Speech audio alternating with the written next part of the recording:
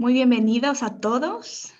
Nos alegra mucho que nos acompañen en este segundo ciclo Letras de Plata.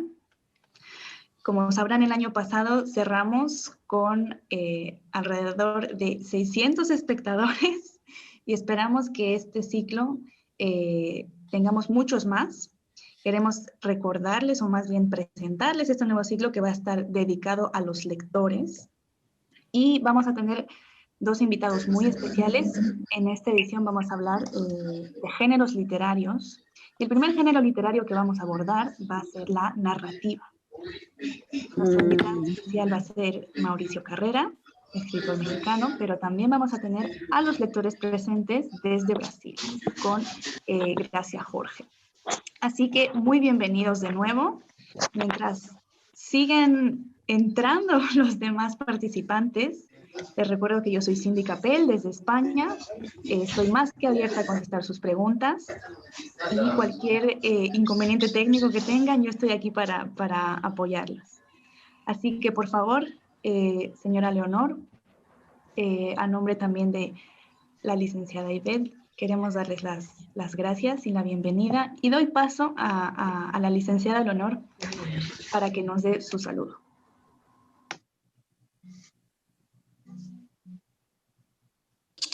Muchas gracias. Muy buenas noches, distinguida doctora Durán, querida Cindy, que desde el otro lado del mundo está tan cerca a nosotros. Y nosotros los potosinos nos sentimos orgullosos de tenerles y abrazarles por este medio.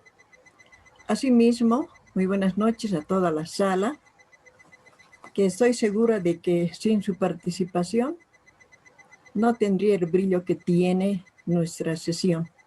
Muy orgullosas de haber proyectado un segundo ciclo entre todas las del equipo, de manera consensuada, amena y feliz de disfrute de lo que podemos hacer, siempre con la esperanza de que nuestra sala sea la dinamicidad que nos mueva por su participación también. Agradecerles profundamente su compañía a todas y todos, cada uno que está presente acá. Muy bien. Como reza nuestro cartel, este ciclo nos vamos a ocupar de hablar justamente de los géneros literarios, con especificidad de la narrativa. La presencia de determinadas eminencias en el campo literario son nuestros invitados, a quienes también, de mi parte, doy la bienvenida. Y gracias a la literatura de todas las épocas, que nos ha permitido compartir con el mundo entero. Esta es la prueba con la presencia de estas distinguidas personas. Como decía Homero Carvalho, ¿no? El potencial más grande del ser humano es su literatura. Como habíamos indicado, estos géneros literarios suenan un poco fríos cuando solo se los menciona como título, pero están con nosotros de cotidiano porque justamente se reconoce como género literario a los distintos grupos que permiten clasificar los textos producidos por determinados autores. Ellos tienen cuidado del contenido específico, de la forma, de la intención del autor con que quiere llegar al lector. Dicho de otro modo, los géneros literarios se clasifican en creaciones escritas tomando en cuenta la estructura que quieren darles ellos. El tema, tal vez el escritor considera las referencias que tenga el lector para dirigirse a él con su producto. Todos ellos enmarcados también dentro de otro grupo de los subgéneros. Ellos nos inducen realmente a hacer un análisis para diferenciar el contenido temático. Permítame referirme un poco atrás al lugar donde ha crecido la literatura. Todos sabemos que el brillo y el apogeo de la literatura ha sido en Grecia. Y tenemos muchos ejemplos maravillosos que han sido escritos primero en verso, pero como se trataba de epopeyas y referencias de grandiosos hombres, de célebres personajes, se ha convertido en una narrativa muy dinámica, a pesar del verso. Eso ha pesado para que se difunda con mayor facilidad el género narrativo. Los tres géneros que se crearon en Grecia fueron justamente el narrativo, el lírico, dedicado a la poesía, y el dramático, dedicado al teatro. Son tres grandes géneros que después, con la evolución del tiempo, han ido reproduciéndose, digamos así, con otra gama de subgéneros. Esto lo vamos a recordar cuando nos remontamos al colegio y todos en nuestra vida cotidiana hemos disfrutado de la lectura, ya que es uno de los pasatiempos preferidos de las personas. ¿Por qué la lectura? Porque nos permite conocer, imaginar, trasladarnos a lugares lejanos o mágicos, conocer nuevos mundos. Inclusive, con la lectura nos hemos colocado en situaciones poco agradables, que muchas veces hasta nos han arrancado lágrimas. Me gustaría citar qué novelas han arrancado lágrimas. Y hasta nos han puesto, de alguna manera, en contacto con el autor. Y hemos escudriñado su pensar, su vida, a través de su obra. Y lo más interesante de la lectura, considero yo, que nos mantiene en contacto con nuestro yo. Qué interesante. Todo ello contribuye especialmente al género narrativo de novela. Sin duda, si pregunto en este momento a la sala, ¿cuál es la variedad narrativa que conoce? Con seguridad tendríamos muchos ejemplos de cuento, de novela, novela corta, de poesías, porque es en el colegio donde empezamos a disfrutar de las lecturas. Entonces nosotros nos permitimos sugerir, luego de la lectura, sugerir la misma a nuestro entorno, y en esa cadena es que se produce la aceptación, el disfrute de la literatura. En el recorrido que vamos haciendo el equipo Letras de Plata, en el recorrido de la producción biográfica de escritores potosinos, nos hemos encontrado con hermosas sorpresas. Una narrativa genuina, de lugar, de gente que ha dedicado enteramente su trabajo para escudriñar el alma de sus personajes. Unas novelas magníficas. Me atrevo a aseverar que los que dedicaron tiempo a esta narrativa, sin duda que han recurrido a la literatura porque es ella la que nos ayuda a ubicar el tipo de escrito que uno quiere realizar. En muchos de los trabajos se nota el manejo estructural de la novela o de un cuento. Lo vemos cuando nos encontramos con títulos bastante subjetivos que casi se acercan a la realidad, pero con una magnífica ficción. Estos títulos van resumiendo, digamos, el contenido temático de la obra. Asimismo, hemos encontrado unas introducciones donde se presentan bellas topografías, hermosas cronografías como las hermosas elegancias del lenguaje que están dedicadas por las figuras descriptivas.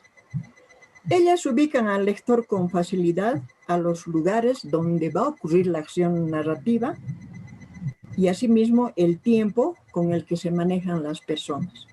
Y otra maravilla que usan nuestros escritores cuando recurren a la descripción delicada de los personajes, tanto en el aspecto moral como el físico, recurriendo a las figuras de topografía y retrato que magnifican estas descripciones. Y por supuesto, esta descripción nos permite familiarizarnos con los personajes y nos incita a la lectura. Asimismo, la narrativa sencilla nos lleva al suspenso de buscar las soluciones de las dificultades narradas con tanto acierto, cumpliendo así la parte referida al nudo. Todos estos subgéneros o todos los otros subgéneros nos inducen también a la búsqueda del nudo planteado y el interés por saber el final del relato que nos lleva a una lectura sostenida, que por supuesto es de gran beneficio, ya que nos conduce a saber la conclusión del tema iniciado en la obra.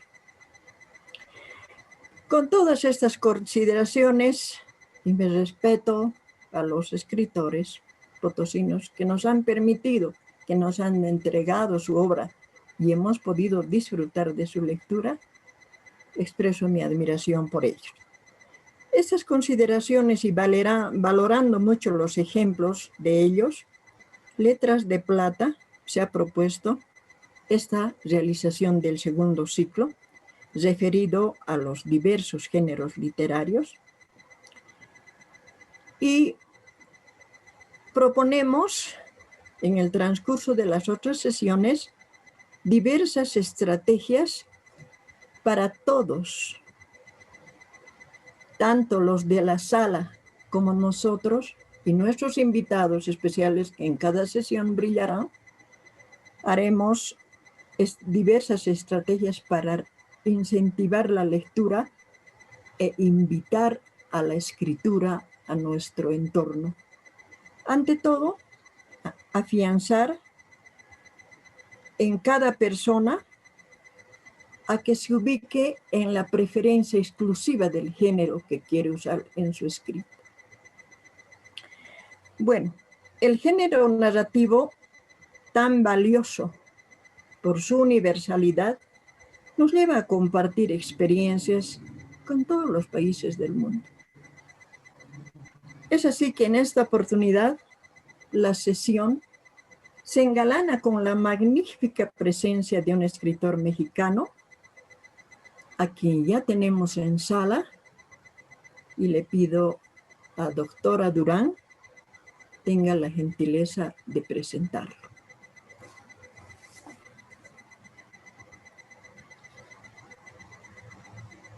Muchas gracias, doña Leonor. Usted siempre dando cátedra.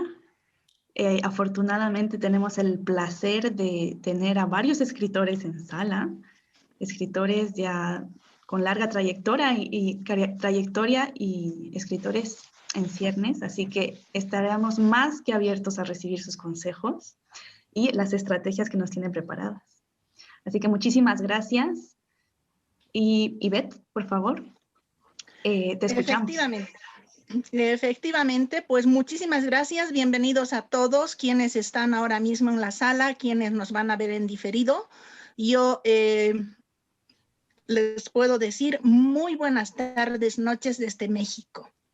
Haciéndome eco de las palabras del Alejoso, pues debo añadir que este segundo ciclo literario, especialmente diseñado para Potosí, ciudad boliviana, nos permitirá ir avanzando dentro del análisis que nos propusimos para definir, estructurar y clasificar la literatura producida en este departamento, puesto que Potosí, recordemos, es la cuna literaria boliviana.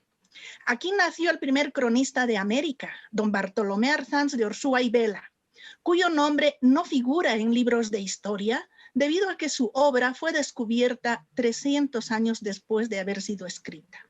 Aquí nació también el movimiento cultural literario Gesta Bárbara, cuyo prestigio y trayectoria son sobradamente conocidos. Pues bien, luego del primer ciclo que terminó precisamente el mes de diciembre del 2020, como recordaba Cindy, donde hemos visibilizado... Tu video, por favor. Muchas gracias. Perdón. Vamos a ver. Queremos verte. ¿No me veo? No solo escucharte. Pues qué lástima. ¿Verdad Yo pensé que me estaban viendo y toda coqueta ahí. Vamos a ver. Ya iba a reclamar. Ya iba a reclamar. Pues lo siento mucho. Bueno, sí, aquí vamos a continuar. Pues les decía, luego del primer ciclo que terminó el mes de diciembre del 2020, donde hemos visibilizado la labor literaria contemporánea, sin olvidarnos de rendir tributo a los clásicos de reconocida trayectoria y el merecido homenaje póstumo a insignes intelectuales, hoy damos inicio al estudio comparado de los diferentes géneros para lograr estimular e incentivar la escritura, pero con un añadido especial. En este ciclo vamos a rendir tributo a los lectores, por ser ellos el pilar fundamental de la industria literaria. Todo esfuerzo será vano, incluyendo la propia escritura de cualquier texto y su consiguiente impresión física o digital, si no hay lectores. Dicho esto, me sumo a la bienvenida a dos invitados de lujo para el día de hoy y vamos a empezar por el insigne escritor y magnífico ser humano, don Mauricio Carrera, de quien nuestra moderadora Cindy Capel desde España nos ofrecerá una semblanza relacionada con el tema que nos ocupa. Adelante, Cindy, por favor. Muchas gracias y yo los invito a que estén muy atentos a buscar el nexo entre este escritor y el país que está acogiendo este ciclo literario, que es Bolivia. Entonces yo dejo esa pista por ahí y permítanme presentarles a, bueno, yo diría que es un hombre de récords, porque no sé si saben, es alguien bastante premiado, pero bueno, ya lo veremos más adelante. Muy bien. Mauricio Carrera es nuestro entrevistado hoy. Vamos a escucharlo hablar de su obra, pero también lo vamos a poner a prueba con algunas preguntas, así que están invitados también a pensar en sus preguntas. Él es periodista cultural, guionista, profesor mexicano, y su obra abarca los géneros de cuento, ensayo y novela. Ha recibido múltiples reconocimientos, tanto a nivel local, en diferentes estados, así como a nivel nacional. Él nació en la Ciudad de México en 1959, se ve fantástico. Es licenciado en Periodismo y Comunicación Colectiva en la máxima casa de estudios, la Universidad Nacional Autónoma de México. Y tiene una maestría en Literatura Española en la Universidad de Washington. Su labor profesional siempre ha estado relacionada con la educación y la difusión de la cultura. Ha sido subdirector editorial de divulgación en el Instituto Nacional de Antropología e Historia, profesor en la Escuela Nacional de Estudios Profesionales Aragón, en la UNAM, profesor en la Facultad de Ciencias Políticas y Sociales también en la UNAM, profesor en la Escuela de Escritores de México, de la Sociedad General de Escritores de México, la SOGEM, y como podrán constatar, locutor y guionista en radio, como Radio Educación. También en la Secretaría de Cultura y en TV UNAM, que es el canal universitario de la Universidad Pública en Ciudad de México. Es colaborador en medios impresos, nacionales e internacionales y muy activo en redes sociales, así que Mauricio, también te invitamos a que nos dejes tus redes para seguirte. Y como van a ver a continuación, su obra literaria es muy amplia y ha escrito 40 libros en diversos géneros. Así que tiene muchísimo que contarnos. Por favor, Ivette, vamos a dar paso a Mauricio. Efectivamente, vamos a dar paso a nuestro querido Mauricio Carrera, pero no sin antes comentarles que Mauricio es el escritor mexicano más premiado de este país. Tiene más de 20 premios en su haber, casi 40 libros, como bien lo ha dicho Cindy, pero es que es una caja llena de sorpresas y seguramente ustedes estarán preguntando, ¿y qué hace un escritor mexicano en un programa donde estamos congregando la escritura boliviana, etcétera? Pues les deparamos sorpresas. Permítanme decirles, por el respeto que le debo a mi invitado y entrevistado, que dentro de los premios y reconocimientos más relevantes de nuestro querido Mauricio, empezaron en 1994. Primer lugar del concurso nacional de cuento Otto Raúl González. Luego, primer lugar del concurso latinoamericano de cuento Edmundo Valadez en 1995. Primer lugar del certamen literario internacional Manuel Acuña 1996 en el área de ensayo. Premio Nacional de Periodismo Cultural Fernando Benítez 1996 por Abe y Hemingway, un recuerdo de la buena lucha. Premio Nacional de Cuento Agustín Monreal en 1999. Premio Nacional de Novela Jorge Ibargüengoitia el 2002. Premio Nacional de Cuento Inés Arredondo el 2003. Premio Bellas Artes del Testimonio Carlos Montenegro en 2006. Premio Nacional de Cuento de Guanajuato Efrén Hernández el 2007. Premio Nacional de Cuento Rafael Ramírez Heredia el 2008. Primer lugar del certamen internacional Letra del Bicentenario Sor Juana Inés de la Cruz en categoría novela el año 2009. Premio Valladolid a las letras el año 2009. Premio Casa del Tiempo de la Universidad Autónoma Metropolitana el año 2010. Premio Nacional de Literatura José Fuentes Mares el 2011 por La Derrota de los Días. Premio Bellas Artes Ensayo Literario Malcolm Lowry en 2011. Premio Nacional de Novela José Rubén Romero el 2015, Premio Nacional de Cuento San Luis Potosí el 2016, ganador del Certamen Nacional de Ensayo Literario Alfonso Reyes. Además tiene en su haber obviamente el Premio Nacional Amado Nervo y el último premio por el cual hace unos días nada más lo han premiado precisamente lo ganó el año 2020 por su obra Las Horas Furtivas, y la verdad que es de esto y otras más vamos a ir hablando. Querido Mauricio, muy buenas tardes, bienvenido. Es un placer y un grato honor tenernos con nosotros. Vamos a dar unas pinceladas de anticipo para poder decir que estás íntimamente relacionado con lo que es Bolivia y la literatura precisamente a través de una de tus obras. Bienvenido y permíteme preguntarte, ¿qué se siente al ser el escritor más premiado de su país? Adelante, por favor. ¿Qué tal? Muy buenas tardes y de veras muchas gracias por esta invitación. Me siento muy honrado.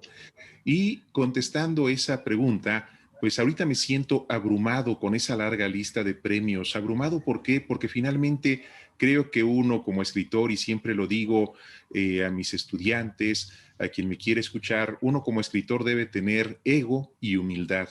Ego para seguir adelante en una carrera complicada, difícil, a ratos muy pesarosa, pero que ofrece también la salvación. Y humildad para saber que el camino recorrido es poco en relación a lo que uno quiere, uno siempre está aprendiendo y así me siento abrumado porque finalmente creo que soy un simple hacedor de palabras que siempre está aprendiendo, a pesar de esos 40 libros y a pesar de esos premios que he ganado. ¿Qué puedo decir con respecto a mí mismo? Me he dedicado desde los 16 años a escribir.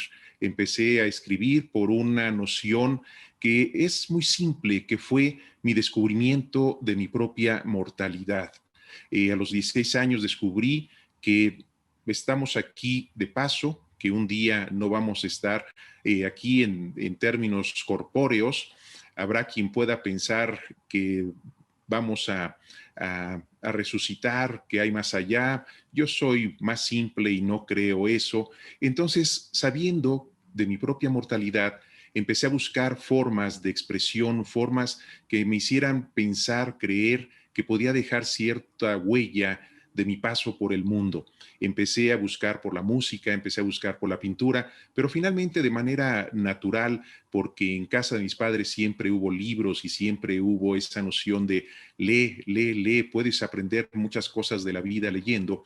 Empecé a escribir a esos 16 años, en un principio cuentos, la verdad, bastante lúgubres que tenían que ver con esa noción de mortalidad, pero bien mirado, lo que he logrado desde esos 16 años hasta la fecha a través de mis libros es simple y sencillamente eso, tratar de dejar huella de mi paso por el mundo, de lo que he vivido, de lo que he soñado, de lo que he amado, de lo que he fracasado, de lo que he caído a través de la literatura.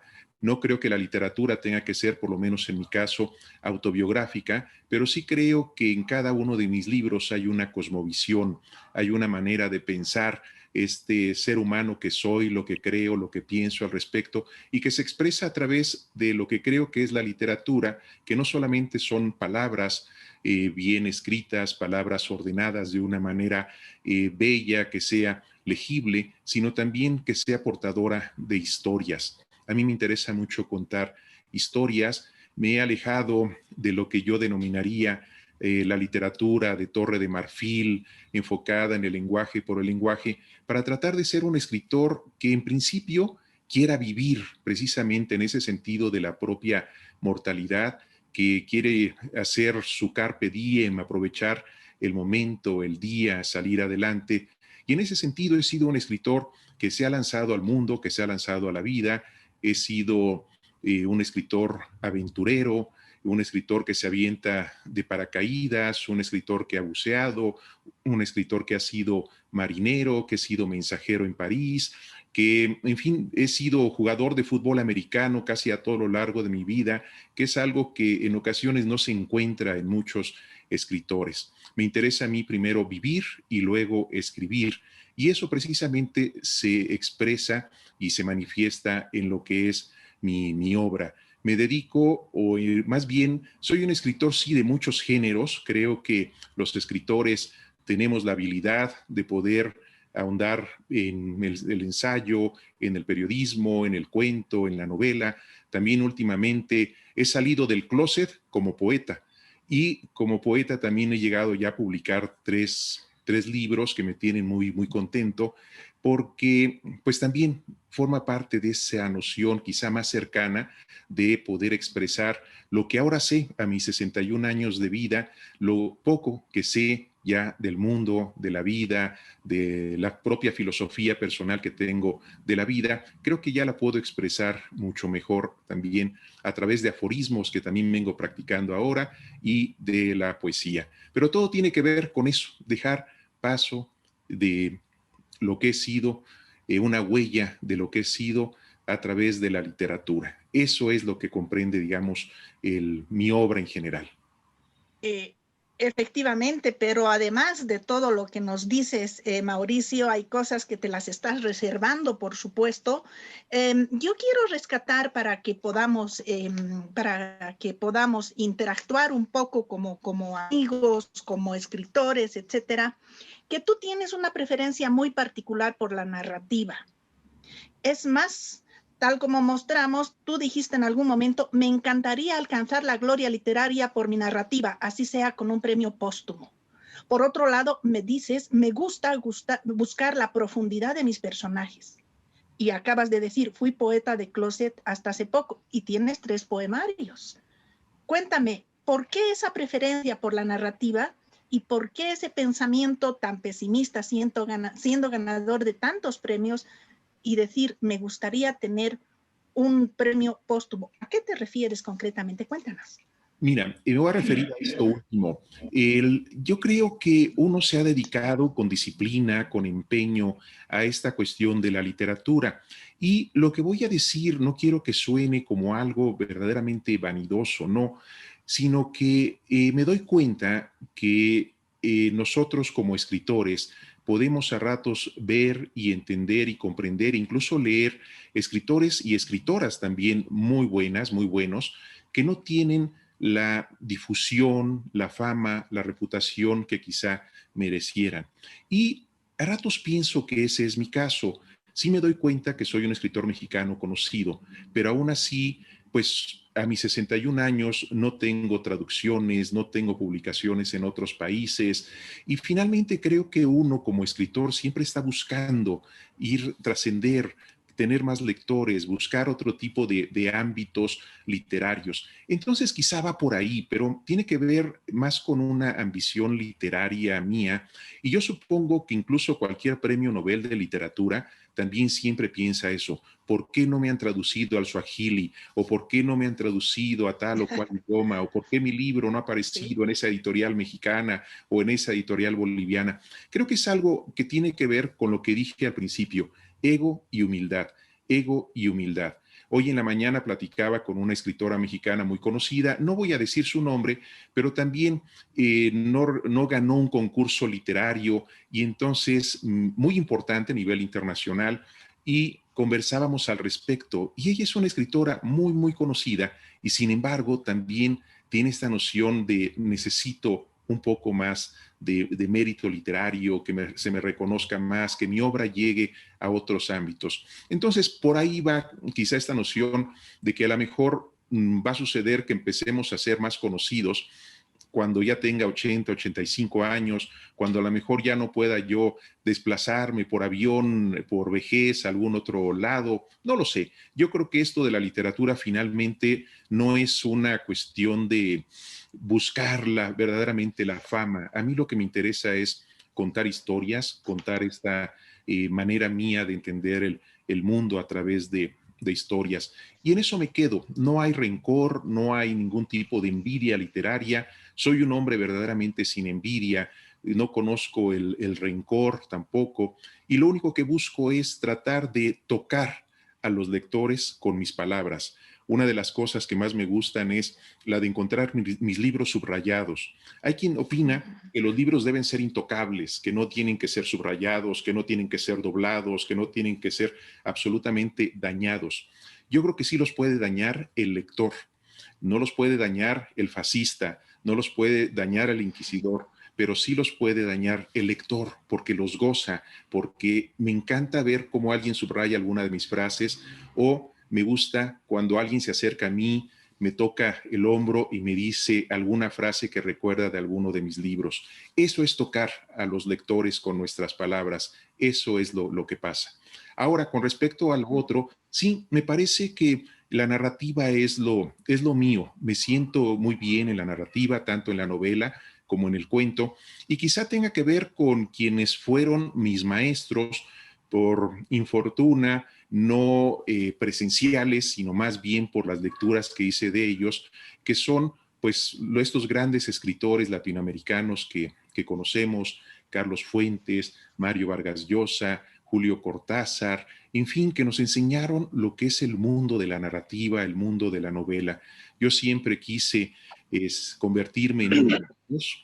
Decía que yo quería ver mis libros igual que ellos los tenían en los escaparates de las librerías, y en ese sentido fueron para mí fundamentales. Me enseñaron eso, que la novela vale como una posibilidad de poder crear mundos que no aparecen en nuestro mundo propio. Carlos Fuentes, recuerdo que me decía que él escribía el libro que no estaba en la biblioteca. Y eso siempre me gustó como posibilidad, escribir ese libro que nos hubiera gustado leer, pero que no está en la biblioteca. Esa es la narrativa para mí. Efectivamente, y hay otros aspectos que además yo rescato porque te leo, te sigo, y hay detalles que yo quiero destacar. Al ser ganador de tantos premios, tú nos devuelves la confianza en los premios literarios. Tú, además de editor y ganador en este caso de diferentes certámenes, Mauricio, también has sido jurado. ¿Cómo se maneja esta industria que en algún momento has parafraseado esto de mafia literaria? Coloquialmente, en algún momento hemos hablado de algún tema relacionado a esto y siempre tienes esa forma tan simpática de devolver la confianza en los certámenes. Un día dijiste tú en alguna tertulia de esas, y yo no tengo enchufe, no tengo contacto, no tengo nada de eso, y por tanto yo creo en los certámenes, y me preocupa cuando no gano porque he hecho un buen trabajo. Entonces, esa humildad con la que tú hablas y confías en tu trabajo debe ser transmitida. ¿Hasta qué punto debemos confiar entonces en los certámenes literarios, en estas convocatorias, querido Mauricio? Sí, en efecto, como dices, y así lo creo, sí hay mafias literarias, hay grupos literarios, si no nos gusta el término de mafias, que van impulsando a sus propios miembros. Y en ese tenor pienso precisamente eso, que hay escritores que son inflados, que son impulsados por estos grupos, y hay otros que valen mucho más por su literatura, por su devoción a la literatura, que no son tan conocidos. Ahora, regresando al tema de los concursos, en efecto, creo en un adagio que tiene que ver con el fútbol, que escritor sin suerte no es escritor. En el fútbol se dice portero sin suerte no es portero. Entonces sí creo en la suerte, pero también en efecto en la disciplina, también en efecto en tratar de contar historias. He ganado muchos certámenes literarios y tengo siempre la convicción honrada de que han sido ganados en buena lid. Y eso sí, yo siempre digo, hay que confiar en los concursos literarios. Podría pensar que hay concursos a nivel internacional hechos por grandes empresas editoriales que quizás sí están más amañados. ¿Por qué? Porque buscan un criterio más comercial, es decir, buscan recobrar la enorme cantidad que implica el premio que dan, que a ratos asciende en dólares, no sé, en 100,000, 200,000 dólares, quieren recuperarlos a través de una obra más comercial o con un escritor que tenga un nombre que implique poder tener mayor número de ventas. En mi caso, sí, como jurado, siempre he creído que los jurados debemos de mantener esa honradez, esa honestidad, que es la misma honestidad y honradez que quiero que tengan los jurados que califican mi obra en algún concurso.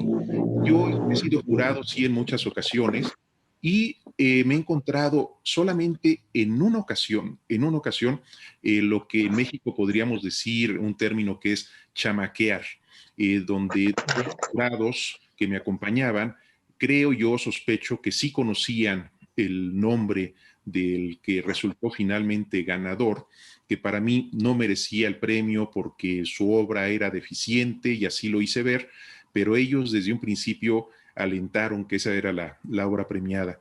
Pero estoy hablando de un solo caso en 40 ocasiones en que he sido jurado y me consta que muchos de mis compañeros jurados son igual de honestos y de honrados y buscan premiar siempre la obra de mejor calidad. Por supuesto, hay ocasiones en que es difícil porque pues, se pueden presentar 2 novelas o 2 libros de cuentos muy buenos, extraordinarios en algunos casos, y ahí sí es complicado decir, bueno, ¿a quién le damos el premio? Recuerdo que en algún premio internacional sucedió eso en el caso de Eliseo Alberto y, si mal no recuerdo, Sergio Ramírez, que se concedió un premio doble, pero en otras ocasiones no puede suceder. Entonces puede ocurrir precisamente que una muy buena obra no logre ganar. Yo cuando pierdo concursos, pues siempre me dan mejor por pensar que quien ganó fue mejor que yo y que se lo merecía y que hay que seguir trabajando. Sí, hay que tener fe en los concursos literarios. Aparte, creo que son concursos que dan una apertura también a ser uno mayormente conocido. Y la otra tienen un pero que es necesario destacar. En muchas ocasiones son concursos que sí se dan a nivel nacional, son premios nacionales, premios que tienen mucho prestigio, pero que son convocados por instituciones estatales, locales, y muchos de los libros que resultan de estos concursos se publican por estas propias instituciones y no tienen una difusión mayor, se quedan a un nivel muy local, en muchas ocasiones se embodegan y en muchos casos ese ha sido también lo que me ha sucedido a mí. Muchos de mis libros nadie los conoce porque han ganado premios, pero siguen por ahí. Eso es. Efectivamente, mira, me recuerdas también a algo que tú de manera un poco recurrente lo has sabido explicar. ¿Hasta qué punto el Estado debe ser protector de los artistas, entre ellos del arte de escribir? Te acordarás de aquella frase que acudes mucho a Octavio Paz cuando hablas del famoso ogro filantrópico. Así es. ¿A Sí. qué te refieres? Cuéntanos, por favor. Sí, yo creo que el Estado tiene que ser un mecenas de las artes.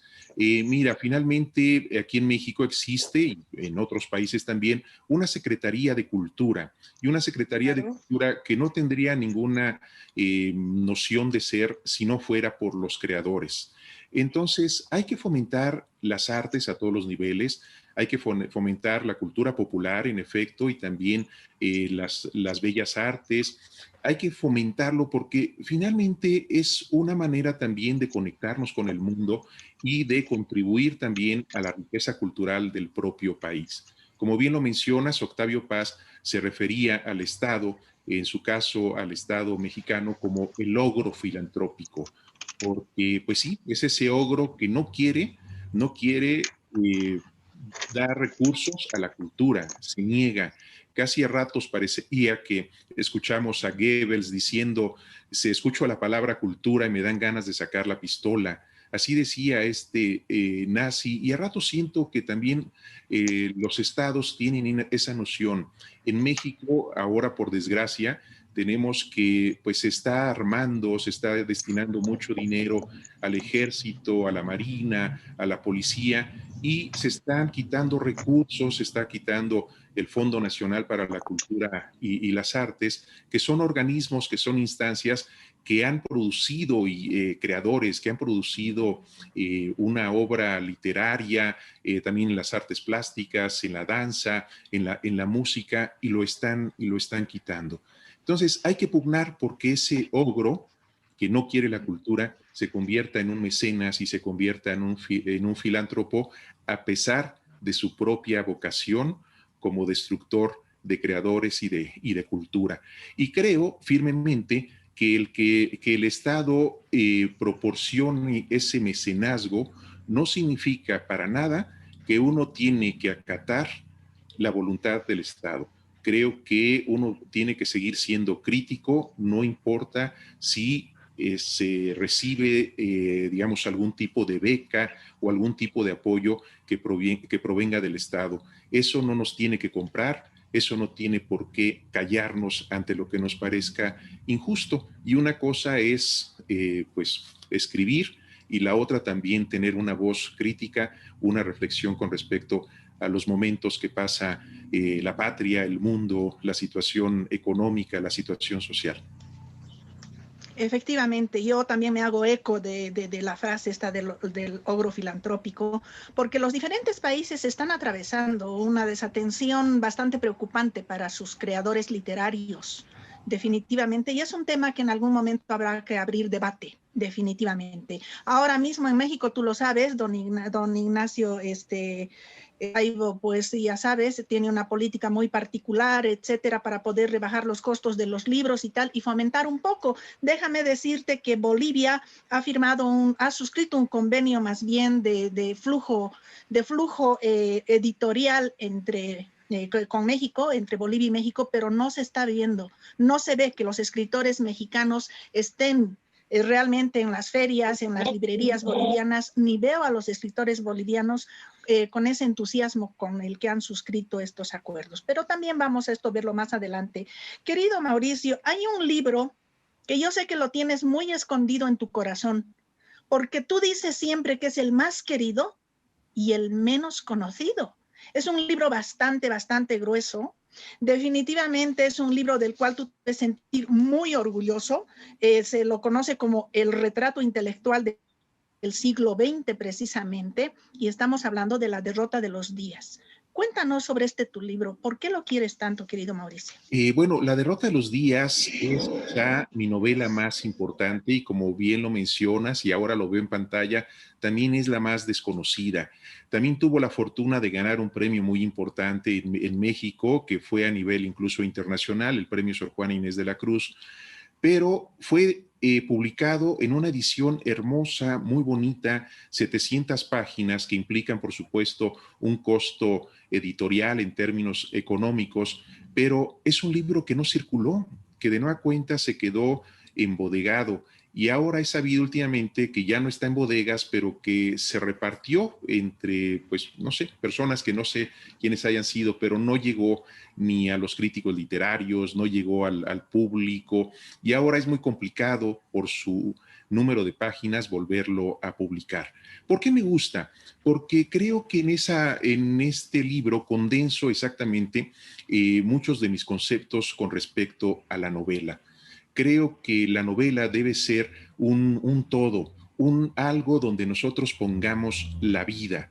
¿Qué es la vida? Es la condición humana echada al mundo, echada a ese ámbito que va desde nuestra fecha de nacimiento hasta nuestra fecha de muerte. Siempre he creído que la biografía es ese guioncito que está entre esas dos fechas, y ese guioncito es de lo que se ocupa precisamente la literatura. En La derrota de los días hay un homenaje también implícito a muchísimos escritores que admiro, entre ellos dos que aparecen como grandes protagonistas, que son Jack London, un escritor que se supone para muchos que es un escritor de perros, porque recordamos siempre novelas como El llamado de la selva, pero es un escritor muy interesante, sobre todo en sus cuentos. Y yo en La derrota de los días lo reviví, porque Jack London se suicida a la edad de 40 años, y yo hago que La derrota de los días se trate no de un suicidio, sino de un engaño para poder burlar ahí a sus acreedores, y lo mantengo vivo. Y al mismo tiempo que lo mantengo vivo, va a la Ciudad de México a presenciar la filmación de una película basada en una de sus obras y que tiene que ver con México, que es precisamente El Mexicano, con guión ni más ni menos que de otro gran escritor mexicano, que es José Revueltas, que es además el otro gran protagonista de mi novela.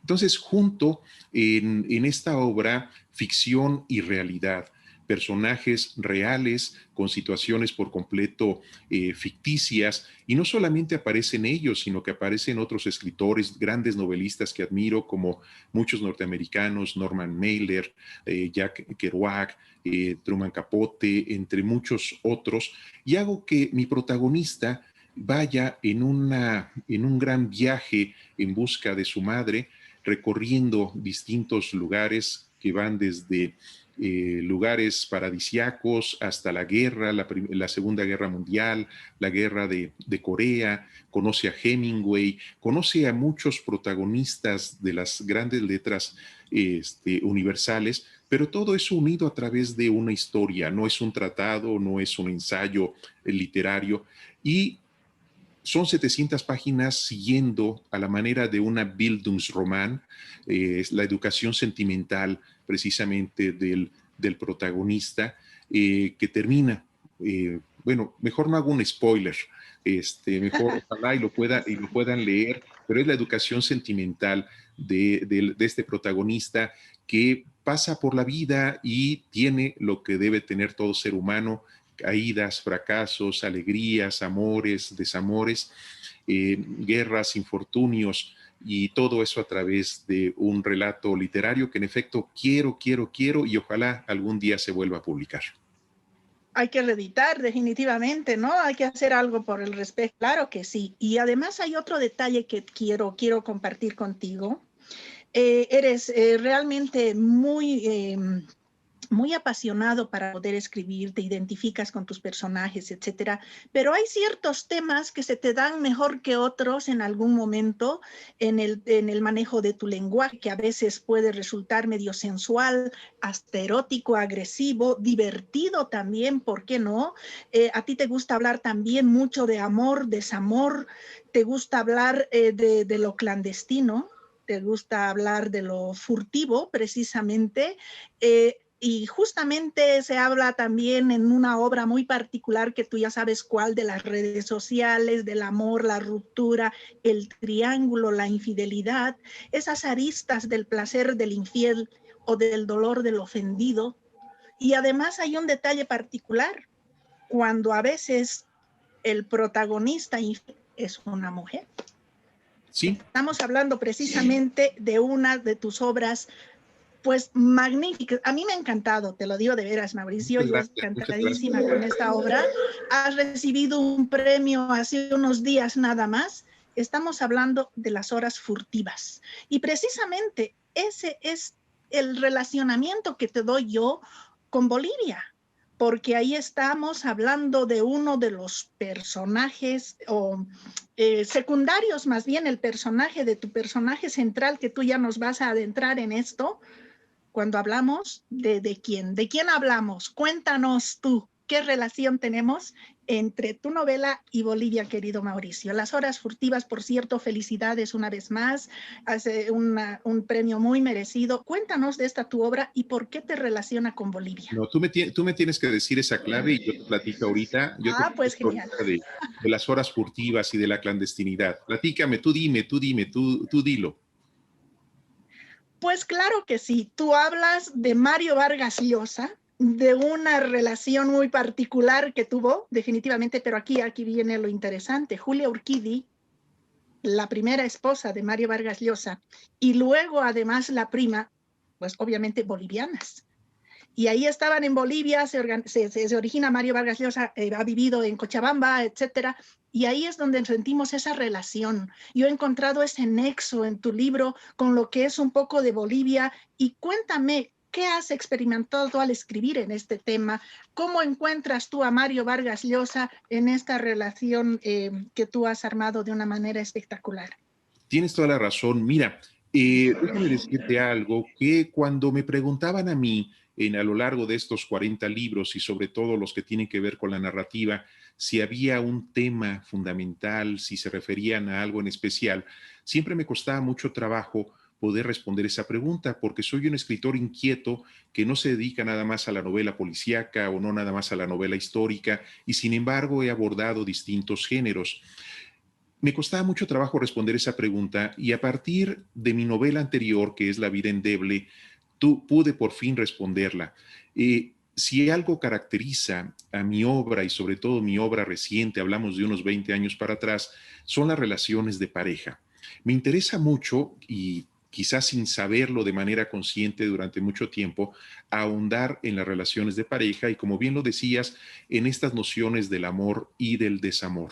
Lo he externado en muchos libros, en La derrota de los días, del que hablamos anteriormente, en La vida endeble, que trata, entre otros personajes, de Ernest Hemingway, pero sobre todo de una de sus esposas, que es Martha Gellhorn, y cómo la sigo a ella más que a él en esa novela para conocer quién era esa mujer, también novelista, una estupenda periodista.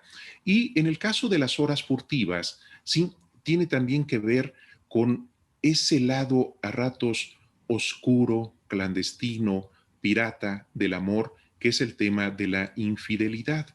El tema de la infidelidad es un tema complicado, es un tema que no se dice en voz alta porque implica traición, porque implica también mucho dolor, porque implica una herida muy grande.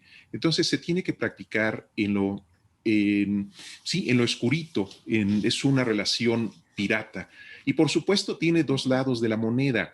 La infidelidad puede ser gozosa, puede ser súper placentera, puede ser súper vanidosa si es que uno está implicado en esa infidelidad como uno de los sujetos actuantes de la infidelidad. Pero si uno se encuentra del otro lado, que es el otro lado de la moneda, la infidelidad implica un daño mayor, implica un daño superior, implica una herida, implica infligir dolor en una persona que también podemos amar o ya no amamos, pero que se hace presente a través de esa herida.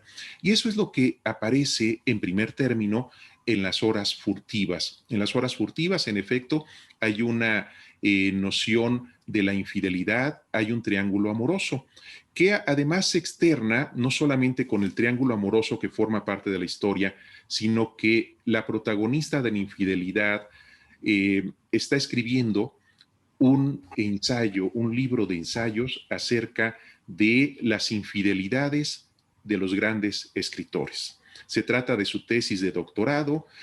Por supuesto, el personaje principal, Germán, que tiene amores con ella, se burla y piensa que de morbo acerca de los amores de los grandes escritores, y ahí aparece precisamente pues esta noción de la infidelidad que nos es común en el ser humano, pero que, insisto, se esconde. Entonces ella averigua que grandes escritores como Víctor Hugo fueron grandes infieles, que Camus sufrió de la infidelidad por parte de su primera mujer, y él mismo después fue un gran Casanova, que un pintor como David Alfaro Siqueiros también es una de sus mujeres, le puso el cuerno, como decimos, y por supuesto también está ahí la figura de Simone de Beauvoir, de Jean-Paul Sartre, que ellos entienden esta noción de fidelidad y de infidelidad de otra manera. Son parejas contingentes, como le llaman. Otra noción de entender esa especie de monogamia en la que nos situamos en nuestras sociedades. Y como bien lo mencionaba, sí aparece también Mario Vargas Llosa, por supuesto, con Julia Urquidi, pero también con un suceso muy conocido donde recibe un golpe Gabriel García Márquez por parte de Mario Vargas Llosa, que le deja un ojo morado. Tuve la suerte de ver fotografías tomadas por el fotógrafo Rodrigo Moya, donde aparece precisamente García Márquez con el ojo morado, y todo hace apuntar que tuvo que ver con alguna cuestión de infidelidad, ya sea porque alguno de los dos la cometió o porque alguno de los dos fue con el chisme con la esposa para contárselo. Entonces, bueno, parecerían chismes, parecería morbo, pero en realidad a mí me interesa más como un tema que tiene que ver con la condición humana. El ser humano es así actúa. El sexo está ahí presente y a ratos se dan estas nociones de traición y de infidelidad. Pero no quisiera dejar un mal sabor de boca haciendo pensar que Las Horas Furtivas es una novelita rosa, es una novelita de traiciones y de infidelidades. No, creo que Las Horas Furtivas tiene un contexto, sí, de la pareja, del amor, del desamor, pero también tiene un contexto que creo que es necesario destacar.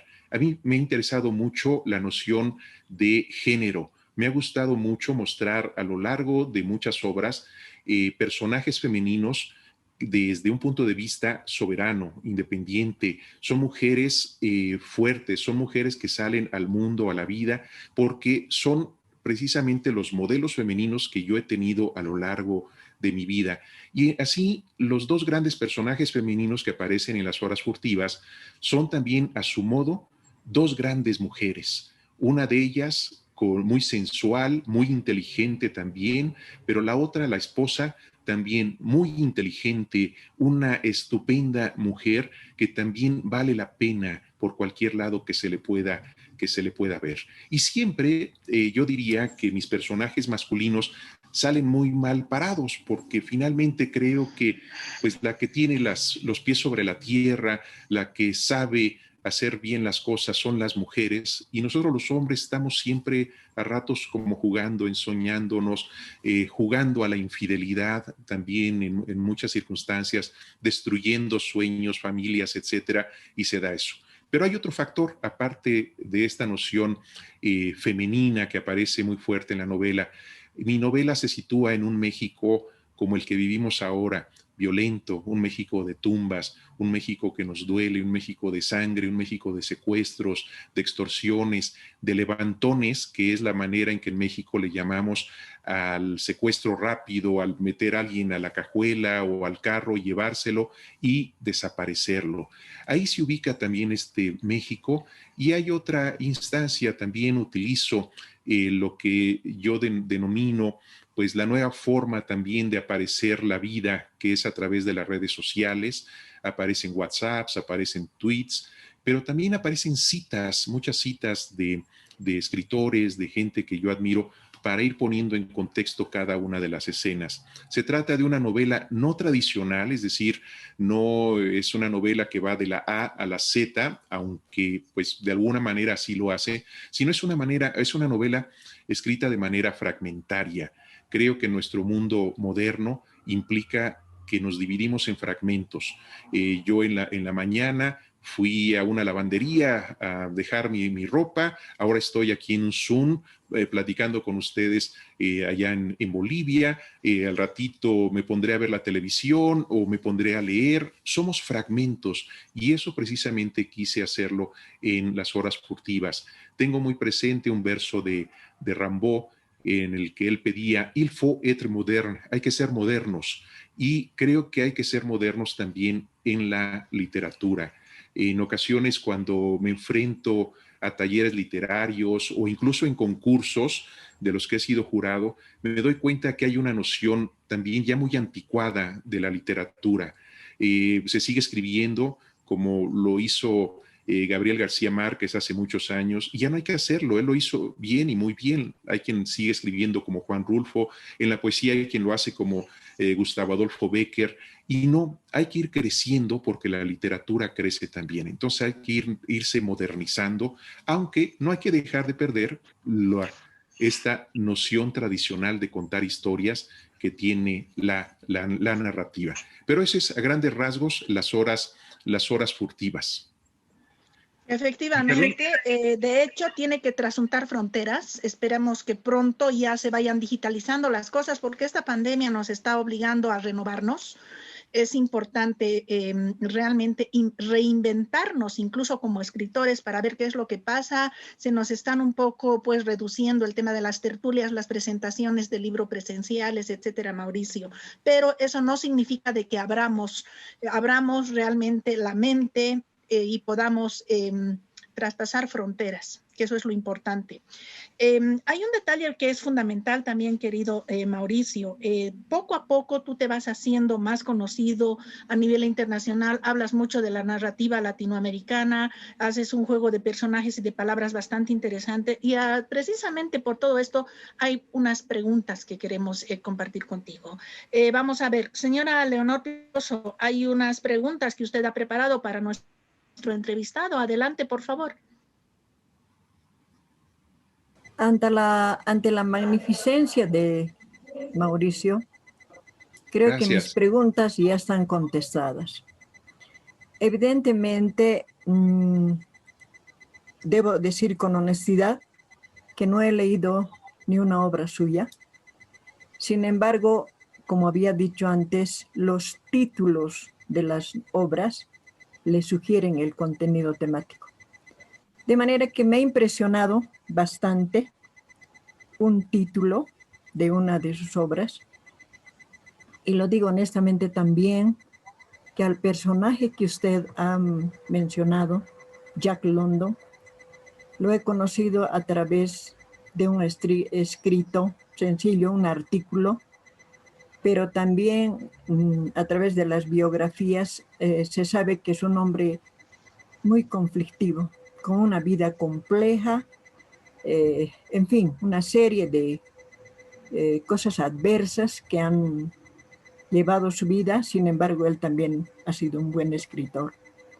Entonces, yo decía, si se ha fijado en el hombre de una vida tan oscura, ¿qué hechos relevantes han guiado su ensayo para titularlo Un rayo en la oscuridad, Jack London en México?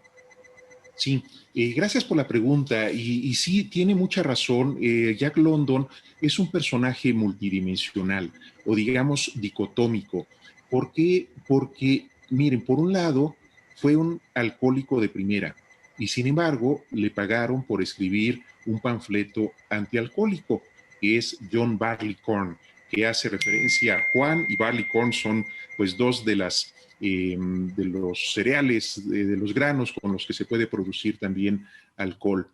Fue un misógino de primera, pero al mismo tiempo en sus novelas nos muestra mujeres también fuertes, independientes. Yo, a quien lo dude, le quiero recomendar leer un libro de él poco conocido que se llama Aventura. Y en esa aventura el personaje principal es Joanna Lackland, Juana sin tierra, donde aparece precisamente una mujer fuerte, que lucha por sacar adelante una plantación de copra en los mares del sur. Fue también alguien que defendió la Revolución Mexicana, que estuvo a favor de los revolucionarios mexicanos. De hecho, hay hasta por ahí la versión de que pudo haber peleado en alguna batalla en la Revolución Mexicana en el norte de México, pero al mismo tiempo fue también alguien que atacó a los mexicanos. Por un lado escribe El Mexicano, que es una obra que tiene que ver con el box, pero también con la Revolución Mexicana, y donde se pone de parte de los revolucionarios. Pero por la otra, cuando ocurre la invasión norteamericana de 1913, 13 o 15, ahorita, perdón, se me fue la fecha, él se pone de lado, obviamente, del ejército norteamericano y empieza a criticar muchísimo a los mexicanos. Nos tacha, obviamente, de flojos, de ignorantes, etcétera. Y ocurre en él una transformación, pero que tiene que ver con una transformación que guió mucho de su vida. Fue un hombre que nació.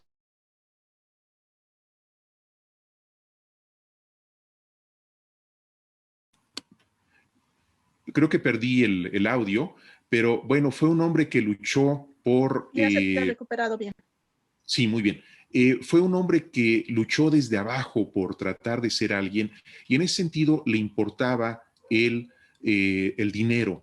Y cuando ocurre esta intervención norteamericana, él publicó un texto en contra del ejército, y una revista le dio dinero para ir a cubrir la intervención norteamericana a México, pero el Pentágono se lo impidió porque pues era antibélico, era antimilitarista, sí, antimilitarista, y el caso es que el ejército le dice, sí vas, pero tienes que escribir la propaganda que nos corresponde a nosotros.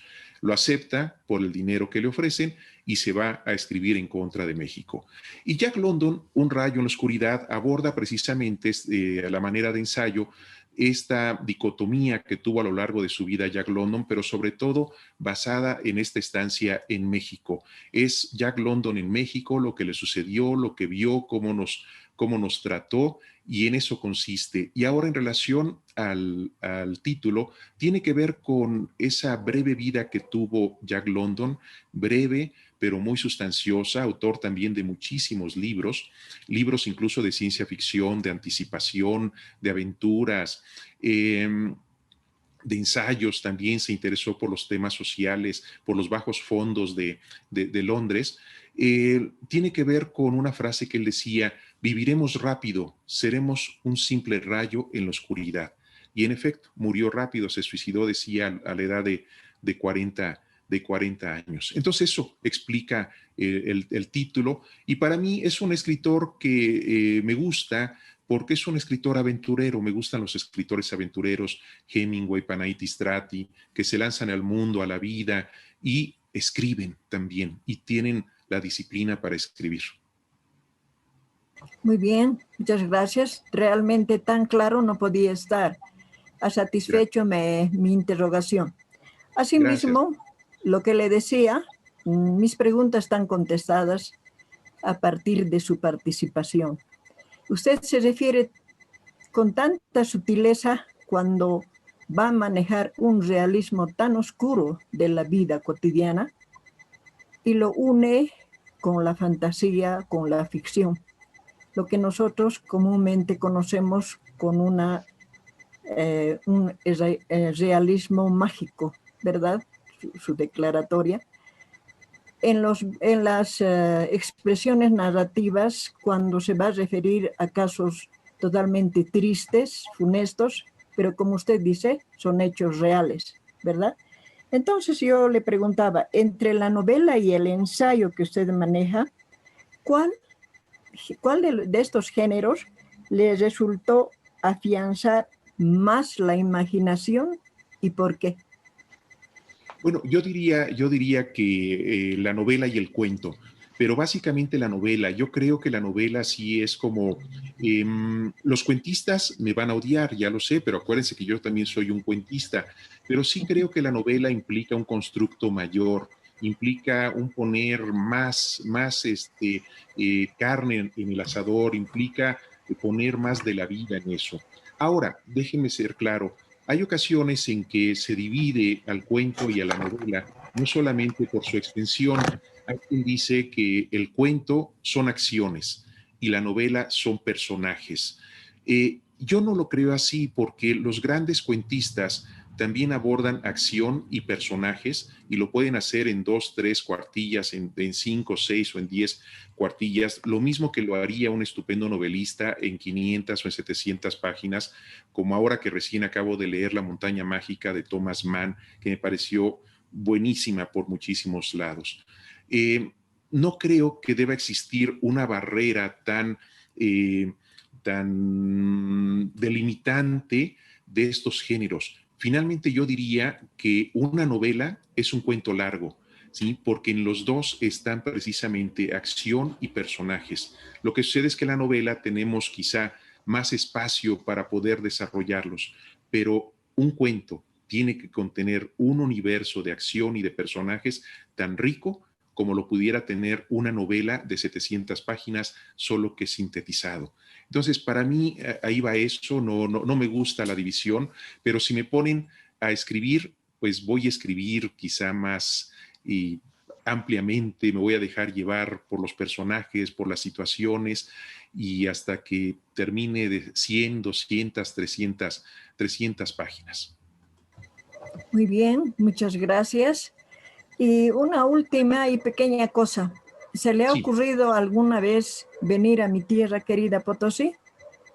Me encantaría. De hecho, una amiga acaba de andar por allá, ella tiene familia allá con ustedes en La Paz, y por supuesto que me encantaría, porque últimamente he estado mostrando fotos, he visto fotos, y no solamente la geografía, las ciudades, su gente, sino también la comida, que creo que es espectacular. Así que sí, por supuesto que me encantaría. Entonces lo esperamos. Muchas gracias. Muchas gracias. Efectivamente, tenemos también de la otra contertuliana, Cindy. Ahí hay preguntas también, por favor, antes de abrir la tribuna abierta, antes de abrir la tribuna de los participantes. Claro que sí. Para ello voy a compartir la siguiente imagen. Ya es de sobra conocido por todos que Mauricio es muy premiado y que precisamente esta obra de las que estábamos comentando, la relación que tiene con Bolivia, ganó, para variar, otro premio. Sin embargo, el premio Beatriz Espejo tiene en sus bases el requisito de ser un escritor de habla hispanohablante, ¿no? Que hable español. Pero a la vez, Mauricio nos expresaba que para él un premio en sí ya sería ser traducido.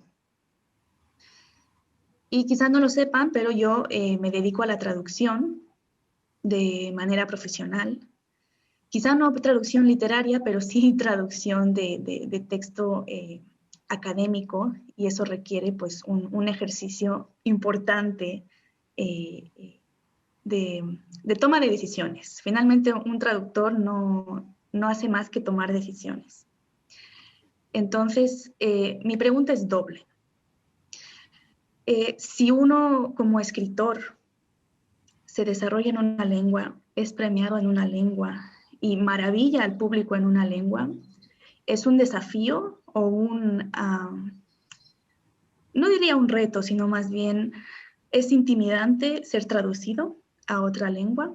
Y, por otro lado, siendo un escritor que escribe en español, pero no solo en español, sino con la variedad lingüística mexicana, con mexicanismos, ¿habría algún temor por tu parte de dejar en manos de otra persona la expresión de quizás cosas que no se puedan expresar en español mexicano? ¿Cuál es tu perspectiva? No, sí, en absoluto. Mira, por ahí alguna vez aprendí que no hay lenguas que no se puedan traducir.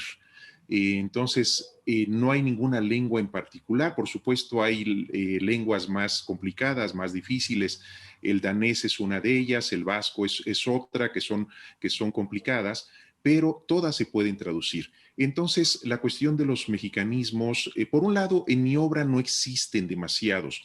Creo que mi lenguaje es bastante universal en términos del español. No es un español ibérico, tampoco un español muy mexicano, por supuesto, y quizá algunos modismos, pero no es la constante.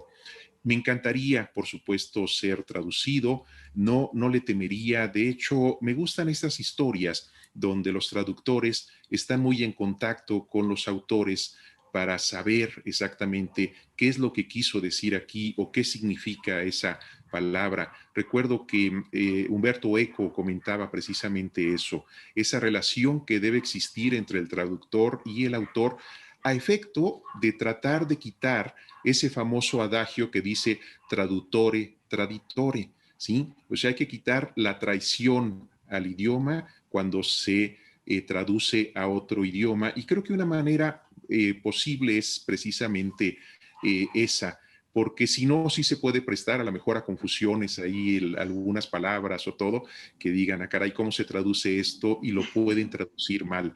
Y yo recuerdo mucho un ejemplo que alguna vez leí en algún libro, es un libro muy conocido de parte del género de la Revolución Mexicana, de la novela de la Revolución Mexicana, que es Los de Abajo, de Mariano Azuela. Alguna vez vi una traducción del español, de un ensayo en inglés, pero al español. Y por ahí en inglés el título de Los de Abajo es Underdogs. Y en la traducción del inglés al español, el título de la obra de Mariano Azuela, en lugar de ser Los de Abajo, le pusieron Los Perros de Abajo, porque es la traducción literal de underdogs, cuando en realidad los underdogs son aquellos que luchan teniendo pocas posibilidades de ganar, luchan de todas maneras para poder estar presentes ahí, y que es una manera pues de traducir el título, pero ya a la hora en que se tradujo de nueva cuenta al español, la ignorancia del traductor por no conocerle el título real de la obra hizo que pusiera ese gazapo, digamos. No, me encantaría, la verdad me encantaría, y aparte reconozco mucho la labor de los traductores. Yo he querido dedicarme a la traducción en alguna parte de mi vida y es súper complicada, sí, es muy, muy complicada. No se trata nada más de tener un diccionario a la mano, se trata de conocer modismos, la manera coloquial de decir las cosas. Así que encantado, lo reconozco mucho, lo reconozco mucho. Sería un sueño convertido en realidad. Fantástico, pues déjame comentarte que el hecho de que uses un español neutro es el sueño de cualquier traductor porque le resuelves muchísimo la vida. Y por último, ¿a qué idioma te gustaría ser traducido? Ay, pues mira, francés. Yo viví mucho tiempo en Francia, entonces me encantaría poder ser traducido al francés, por supuesto al alemán también y al italiano, digamos, pues esas tres grandes lenguas, ¿no? Para ser conocido en otros países. Claro, si me ponen a decir, pues también al árabe, también al griego, también al rumano.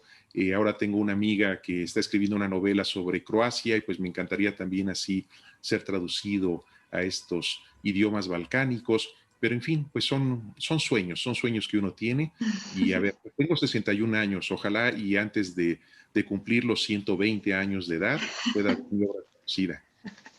Ojalá te acompañemos, por supuesto que sí. Muchas gracias, Mauricio. Y aprovechando que te tenemos disponible para responder preguntas, Napoleón Chávez tenía ganas de hacerte una pregunta. Voy a pedirle que abra su micrófono y está más que invitado a hacértela. Gracias. Napoleón, cuando tú quieras. Sí, buenas tardes. Bueno, o noches, creo ya. Sí, no, perdón. Buenas noches, pues un gusto, buenas tardes a todos, buenas tardes, noches a todos, un gusto, pues, ay, es que no sé cómo decirle, señor Mauricio, don Mauricio, un gusto Mauricio, porque, sí. Somos colegas porque, escritores, ¿no? Bueno, no necesariamente, bueno, soy estudiante, pero bueno, es que es una pregunta y una petición a la vez, ¿no? Porque eh, yo vengo siguiendo, digamos, su obra. Yo la conocí por medio de la revista Día 7 hace ya muchos años, ¿no? Sí, claro, claro, por supuesto. En la sección esta de hasta atrás, ¿no? Ajá. Y pues así, ¿no? O sea, uno va siguiendo, siguiendo, siguiendo. Digo, es bastante grato escuchar, ¿no? La plática y ir viendo cómo es que pues todo el bagaje, ¿no? Todo el bagaje que se tiene y pues la forma en la que va manejando y va dándole forma a los conceptos y a toda esta situación del universo semántico, ¿no? Un gusto, un gusto. Mi pregunta justamente va dirigida como a, digo, no sé si son las raíces, ¿no? O particularmente es justo esto lo que le comentaba, ¿no? Esta sección de las atrás y de ahí también va la petición, ¿no? A mí particularmente me han gustado mucho, me han llamado muchísimo la atención, corríjame el nombre, ¿no? Una serie de documentos o de pues, epístolas, ¿no? Usted les llamaba canciones para Marisa, ¿no? Primera canción para Marisa, segunda, no Me, recuerdo exactamente cuántas eran. me vas a hacer llorar, ¿eh? Perdón, pero es que uno se siente así, o sea, uno las lee y digo, uno les tiene guardadas, tengo las revistas en físico, ¿no? Entonces, justamente de ahí es de donde pues viene mi pregunta, ¿no? No necesariamente que le motivó, porque pues obviamente uno asume que pues es necesariamente pues esta persona, asumo o corríjame, ¿no? Corríjame, a lo mejor es Marisa Escribano, no sé, corríjame, pero eh, cuando usted se menciona, ¿no? Señala luego, es el uso de este español neutro, etcétera, etcétera, pero ahorita nos mencionaba, ¿no? Se escribe sobre el amor, se escribe también sobre el desamor, pero al momento entonces de hacer, digamos, una carta, no. Yo recuerdo que en su momento usted anunció, promocionó un curso sobre cómo escribir cartas de amor, ¿no? Que por X o Z razón uno no pudo entrar, ¿no? Eh, pero digamos, al momento de escribir sobre este tipo de cuestiones, ¿no? ¿Qué nos, o particularmente, qué recomendaría, ¿no? Esa es la pregunta en particular y la otra, pues aprovechando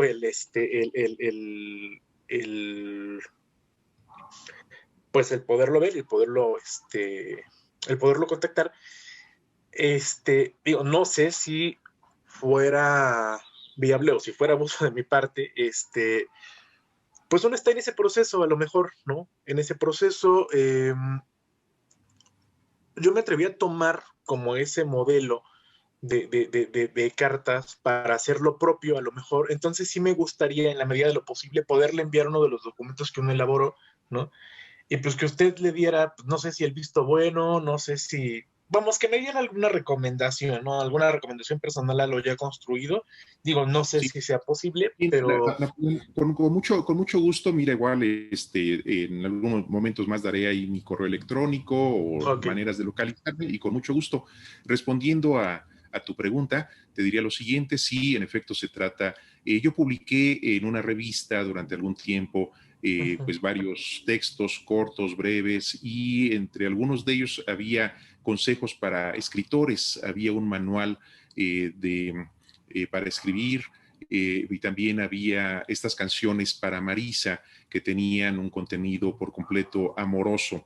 ¿Y qué recomiendo? Y sí, bueno, tienes razón, está dedicado a quien fue uno de mis grandes amores, que es precisamente quien tú mencionaste, Marisa Escribano. ¿Qué recomiendo a la hora de escribir este tipo de textos? Es la pregunta, textos amorosos. Bueno, en principio, procurar no caer en lugares comunes, procurar no caer en lo que diríamos una cursilería atroz, caer en una cierta melcocha del alma, ¿no? Una miel ahí que destile efectos bastante cursis. Yo creo que ese sería el gran consejo. Escribir acerca del amor es muy complicado, te voy a decir por qué. Porque para uno es una experiencia única, pero en realidad nos ha pasado a todos. Entonces, cuando uno lee un texto amoroso, puede caer en la cursilería ¿Por qué? Porque piensa que lo que nos pasa a uno mismo es único, es singular, es excepcional. Entonces, procurar no caer en lugares comunes, procurar encontrar imágenes que sean deslumbrantes, amorosas, sí, pero deslumbrantes. Eso básicamente, la poesía, mira, yo diría que la poesía es ritmo e imágenes. Uh-huh. No hay que olvidar el ritmo, aunque ya caigamos en lo que es el verso libre, de todas maneras la poesía debe tener ritmo. Y las imágenes deben ser poderosas también. Entonces, básicamente eso, cuando tú escribas acerca del amor, desnúdate, sí, desnuda tu alma, desnuda tu corazón, pero procura desnudarlo de una manera literaria y no de una manera cursi. Ese sería el consejo. Y luego doy las redes sociales para que igual me puedas contactar. ¿Sale? Muchas gracias, Napoleón. Ok, muchas gracias. Efectivamente, muchas gracias, Napoleón, por la participación.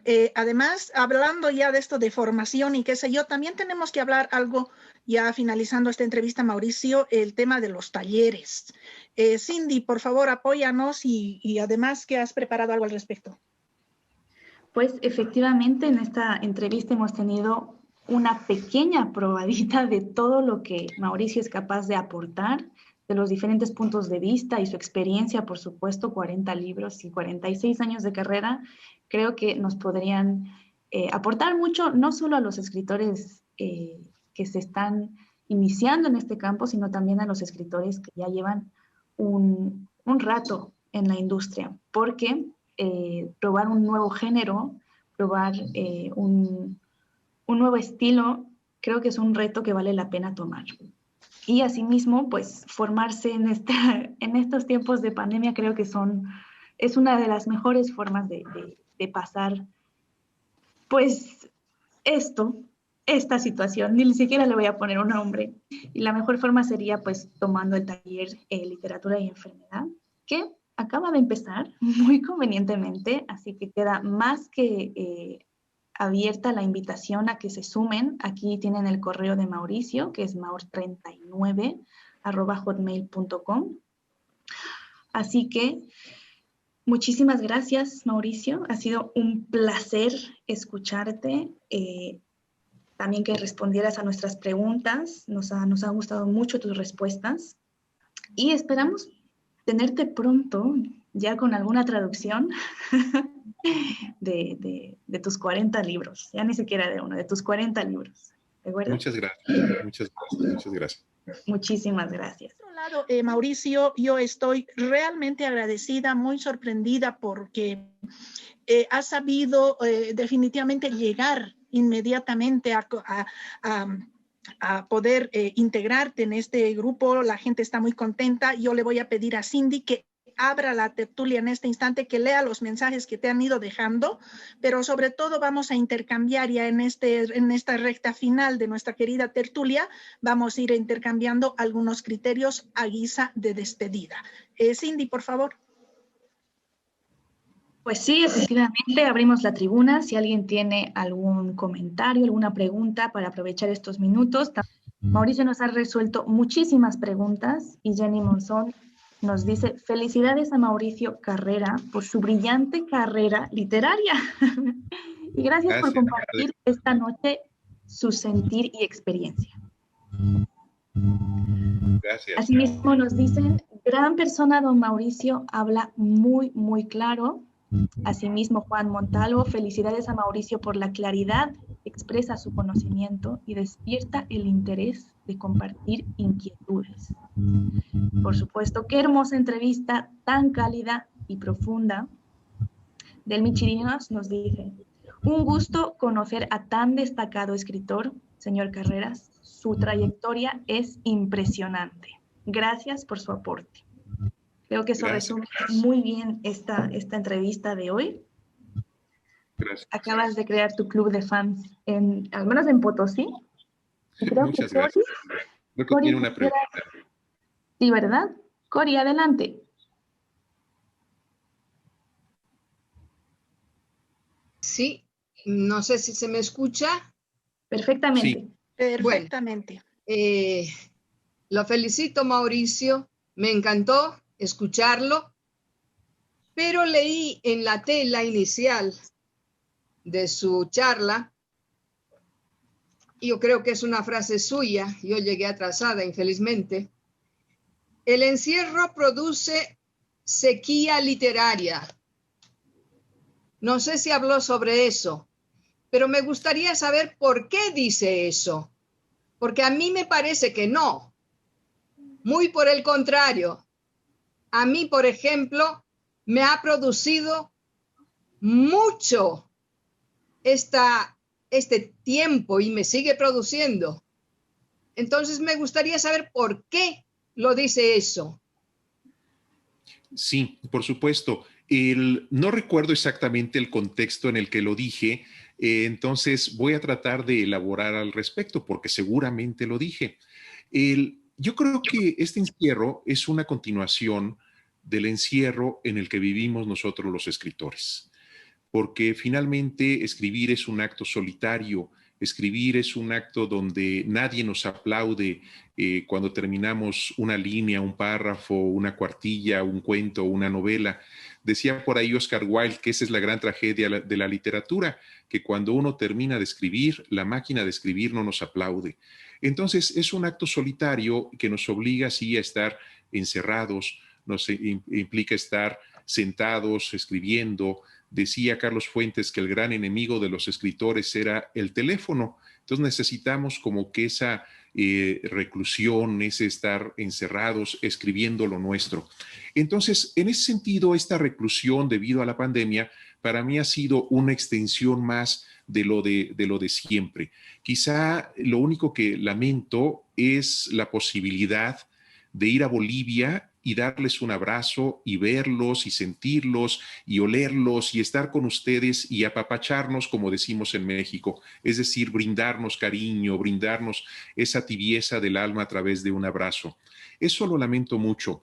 De ahí en fuera, mira, en mi caso sí ha sucedido algo curioso, que han sido tantos meses ya de encierro que en efecto he producido, en efecto he podido trabajar, pero al mismo tiempo ha habido a ratos ya como un desgano de querer, no sé si porque me falta ese contacto humano, de querer mejor dejar a un ladito la literatura y tratar de salir, de ver el sol, la naturaleza, buscar caminar por la calle con tapabocas y demás, y me he alejado un poquito del acto de escribir.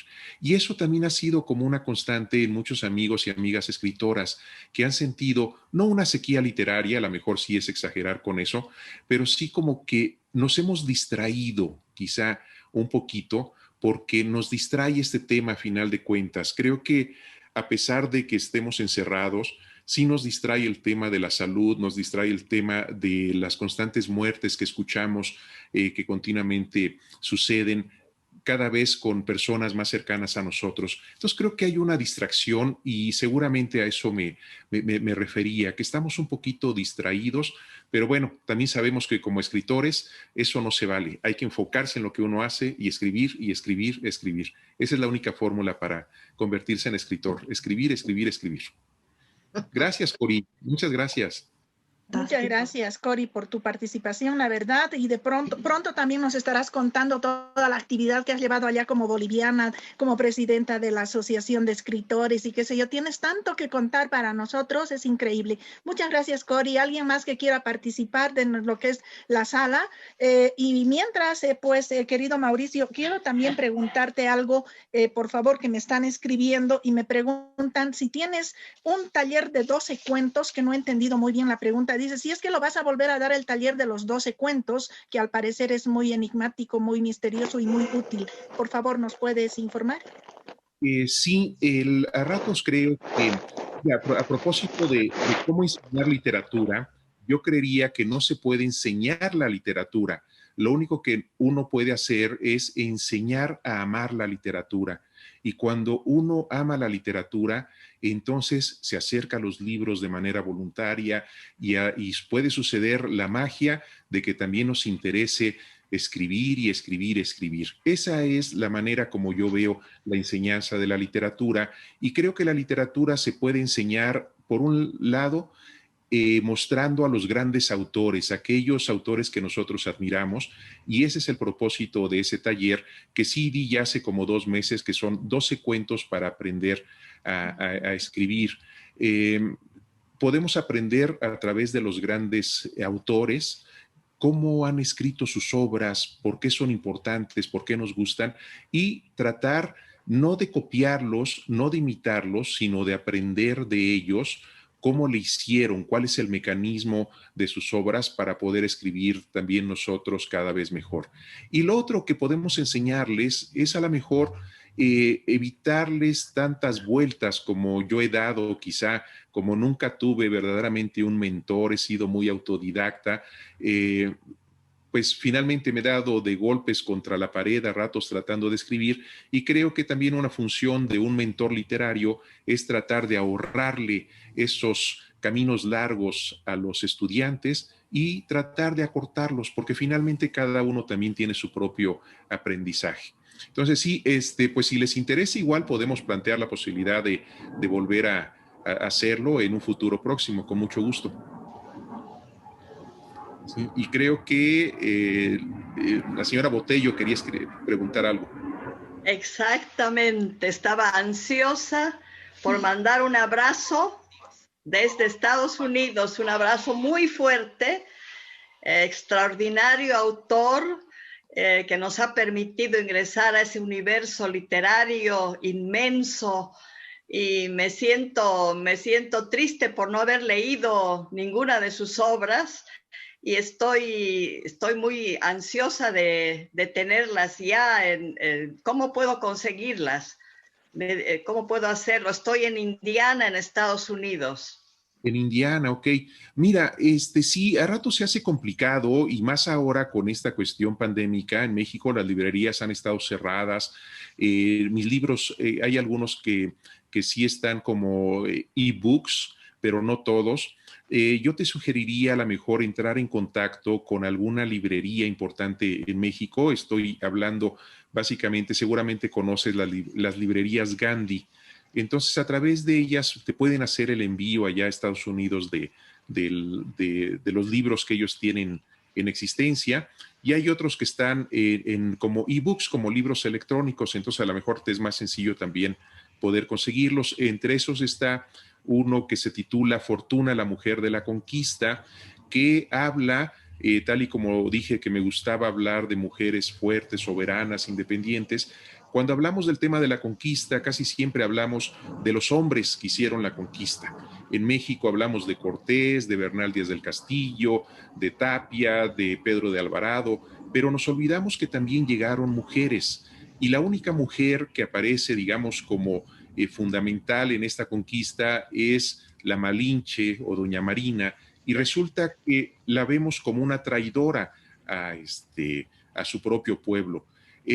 Y yo me enfoqué en esta novela a hablar de una española que llegó junto con los conquistadores y que se basa en mujeres de la vida real que lucharon, que estuvieron ahí, que también se distinguieron en hechos de guerra, y que me parece que hay que rescatar, porque siempre, insisto, nuestra historia es patriarcal, nuestra historia es machista, y nos olvidamos de muchísimas mujeres que han también contribuido muchísimo a la historia y que hay que rescatar por lo menos a través de la literatura. Entonces esa puede ser una novela, creo que es una novela que te va a gustar mucho. En este año se conmemora el 500 aniversario de la caída de México Tenochtitlan, el 13 de agosto de 1521, es decir, este 13 de agosto van a ser 500 años. Creo que puede ser un buen motivo como para leerla. Y muchas gracias. Qué interesante, imprescindible su obra. Verdaderamente, no leerlo es un pecado. Le digo ahora y me siento culpable. Gracias, Ivette. Yo ya me siento comprometida, Cristina. Magistral presencia. esta magistral presencia, por Dios. No, y aparte, Muchas yo les gracias, agradezco Cristina, a ustedes. sobre Muchas todo viniendo de gracias. ti, que eres una magnífica escritora. Yo me siento muy halagada por tus palabras y comprometida para hacerte llegar la obra de Mauricio. Mauricio, permíteme aclararte un par de cosas. Acabo de recibir información también. Tu editor del Lirio, editor es el del Lirio de la vida endeble, Rubén Mendieta Benavides, quiso conectarse. Parece que le ha sido difícil, te manda muchos saludos y siempre en contacto. Gracias. Encantadísimo de saber que estás obviamente en contacto con Sudamérica, en este caso con los bolivianos. Me ha dejado ese encargo nuestro querido Rubén Mendieta. Por otro lado, recordarte que el tema este de la sequía, etcétera, pues lo dijiste en una entrevista con Roberto Peregrino, hablando de la pandemia precisamente. En esa entrevista, ¿recuerdas Mauricio hasta la cocina? Ajá, ¿Recuerdas? sí.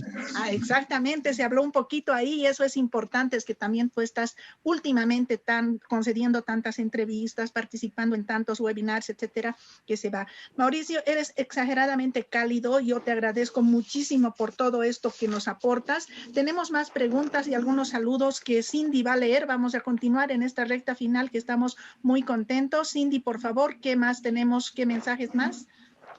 Efectivamente, Naida Castro nos dice, excelente conocer escritores que motivan a los que estamos en el camino de producir. Muchas gracias, aprendí mucho hoy, nos alegra muchísimo, muchas gracias a ti. Y por último, Liliana Leslie Lenis, aparte de sus felicitaciones, te pregunta, Mauricio, quisiera saber, ¿cuál es la técnica literaria que emplea en la producción de sus novelas? Uy, qué pregunta tan difícil. Mira, tiene dos respuestas. Una, la sencilla, la única técnica literaria es la que ya dije.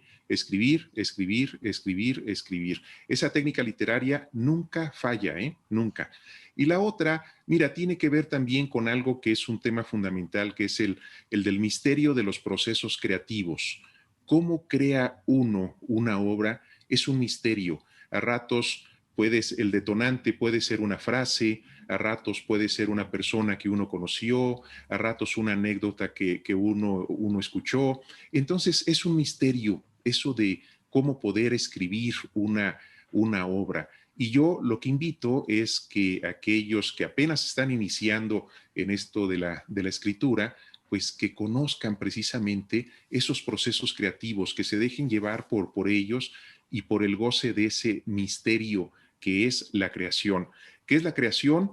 Es hágase lo que se pueda, y en ocasiones felizmente ocurre que hay obras que nos dejan creaciones perdurables. Yo siempre digo que, por ejemplo, antes de Cervantes no existía el Quijote, y ahora lo vemos en estatuas, lo vemos en el nombre de hoteles, lo vemos en películas. Es un personaje vivo que existe. Antes no existía Macondo y ahora ya vemos ahí y sabemos que Mauricio Babilonia está con sus mariposas amarillas, y eso es gracias a esos procesos creativos que han hecho que el creador nos brinde una obra que perdura. Decía Jorge Luis Borges, los escritores somos como pequeños dioses malogrados. Y así es, somos pequeños dioses porque creamos. Obras imperfectas quizá, pero creamos. Y aprovecho rápido para dar un comercial también de otra novela que es La vida endeble, publicada por Ediciones El Lirio, que ganó otro premio literario, el premio Amado Nervo. Es una novela también que tiene que ver con una mujer o con dos mujeres en un principio, y Cindy, te va a gustar porque también ocurre durante la Guerra Civil Española. Hay una parte ahí que ocurre en España y tiene que ver con dos mujeres, Gerda Taro, esta fotógrafa que murió en la Guerra Civil Española de una manera terrible y muy joven, y la otra es Martha Gellhorn, una de las esposas de Ernest Hemingway, una mujer que vivió hasta los 90 años con una vida intensa, insuperable, y que fue muy maltratada por Hemingway, pero que ella buscó su propio camino y logró abrirse camino también como periodista y también como novelista. Y ese en parte es el tema de La vida endeble. Así que también otra recomendación, y la pueden encontrar. Magnífico. Ya cállate. No, Ya no. cállate. Ten por seguro que vamos a tener otro encuentro, afortunadamente. Lo que tiene que ver con los lectores, exactamente, no podemos existir sin los lectores. Por ahí ya no recuerdo si era García Márquez o Fernando Pessoa a quien le preguntaban, ¿y tú por qué escribes? Y él contestaba, para que me quieran. Ajá. Y entonces es para que me quieran los lectores, para que me quiera mi familia, para que me quiera alguien que me lee, porque finalmente existe una complicidad muy fuerte entre el escritor y el lector, y es una complicidad que tiene que ver con el afán, la noción de verosimilitud, porque el lector sabe que lo que está leyendo es una ficción, es una mentira, y sin embargo la acepta, y la acepta por la manera como está contada y por la manera como el escritor se las ingenia para que pueda llegar a ese lector esa mentira. Decía Vargas Llosa, la verdad de las mentiras es la literatura, y así es, pero necesita haber un lector cómplice que diga, claro, ya sé que me mientes, pero me gusta leer. Muchísimas gracias. Gracias, Mauricio. Ha sido una velada increíble. Esperamos tenerte muy pronto de vuelta. Nos has dado muchísimas enseñanzas. Aquí en el chat estamos deshechos en halagos por tu magnífica participación. Así que no me queda más que agradecerte desde España. Ha sido una desvelada muy, muy agradable. Así Muchas que gracias. felicidades. Muchas gracias, de veras. Gracias. Y el agradecido soy yo. Efectivamente, Mauricio, yo a nombre de Letras de Plata quiero darte las gracias por tu magnífica participación, por estos gratos momentos, esta grata compañía. De veras, a todos y cada uno de los participantes, como siempre, sé que coinciden conmigo que hemos aprendido. Hemos aprendido de ti y queremos también que aprendas un poco de nosotras. Has visto que se han congregado escritoras, escritores, y para mí eso es motivo de gran orgullo, créeme. Me siento muy orgullosa de decir que soy potosina, soy boliviana, aunque también soy, obviamente, vamos a hablar de otras nacionalidades donde uno vive, pero uno definitivamente está aferrada al país donde ha nacido. Y créeme, Mauricio, yo quiero hacerme eco de tus palabras. Sé que pronto vas a ser traducido, pero sobre todo quiero que trasuntes fronteras con tus libros. Yo ya tengo casi un compromiso moral para hacerme de tus libros y enviar o llevar personalmente a España, mandarme a mi amiga Cristina y qué sé yo, porque ese es el compromiso que se debe hacer para poder difundir el libro o los libros que Dios me pidan de un escritor tan carismático, tan cariñoso además de excelente como tú. Mil gracias, Mauricio. Hasta siempre. Todo mi cariño, todo mi respeto. De mi parte, hasta pronto. Muchas gracias, de veras. Muchas gracias. La parte mía, potosina también. Agradezco profundamente tanta maravilla que habló y con tanta realidad que particularmente a mí me ha conmovido y me ha enseñado muchísimo. Realmente necesito su libro, necesito. Entonces, toma las palabras de doctora Durán, ella nos hará llegar de cualquier manera, nosotros estamos atentos para recibir. Como libro y como persona usted va a ser bien recibido en Potosí. Aprovecho la oportunidad de agradecer a todos los amigos que han sido partícipes de esta sesión y que nos comprometemos para posteriores sesiones, siempre con su participación vamos a engrandecernos mejor. Muchas gracias y muy buenas noches, Mauricio. Muchas gracias. Adiós. Hasta la próxima. Gracias a todos por su asistencia. Gracias, Ivette. Gracias, Leonor. Gracias, Cindy. Muchas gracias a todos. Un placer. Hasta luego. Hasta el próximo viernes. Nosotros y Mauricio igual te vamos a invitar, para que nos acompañes. Besos, bien, todo mi cariño, bendiciones y sana distancia, por favor. Gracias.